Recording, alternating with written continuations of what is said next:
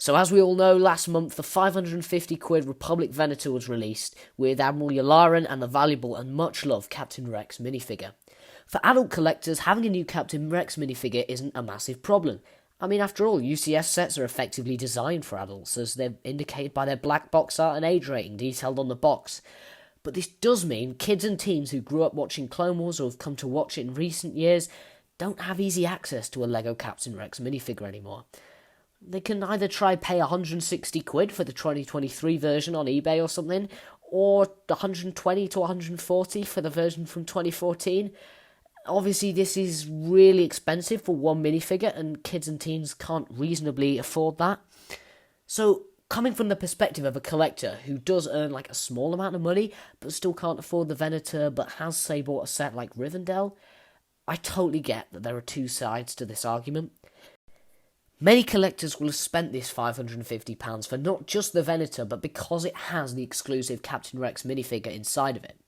So, as rumours are suggesting, if a set was to come out for maybe 60 quid like Captain Rex's Y-Wing, or more radically a $16 mech like we saw with Vader, Boba Fett, Stormtrooper, the Rex figure being kept the same in those sets as it was in the Venator, we would see the price plummet down in value and we would have a cheaper and much more affordable Rex.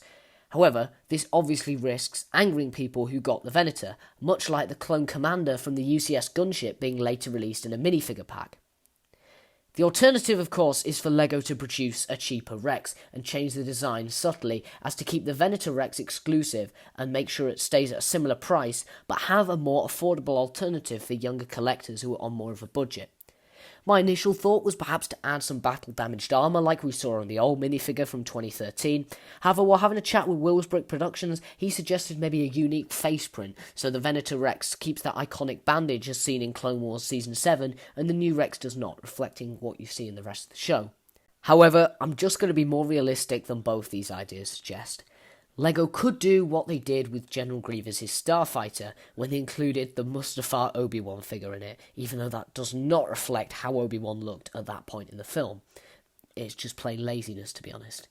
If they're going to put a Rex in a cheaper set, they may just keep it identical, give him the bandage like they did with the Clone Commander, and although this doesn't happen till like the last few episodes of Clone Wars, it wouldn't shock me if this did happen, but I would like to hope if LEGO does include a Captain Rex in the new cheaper sets, they do subtly change the design. This therefore would appease both collectors who have the Venator and can easily just own both Rexes buying the cheaper set with no problem at all, and collectors who are on a lower budget and can now have their own new Captain Rex minifigure for a reasonable price in the 2020 style of Clone Troopers. And then raises another question. I know some of you probably don't like the 2020 style of Clone Troopers, which is totally fair, I completely get that. But of course, a vast majority of LEGO fans do not mind the 2020 style of Clone Troopers. And we could just be grateful that we have got so many Clone Troopers in the last 3 years than, I don't know, if we have ever before, but it's a very large amount. Anyway, let me know your thoughts in the comments. If you've got an alternative solution for this, let me know. As always, thank you for watching, and I'll see you in the next one.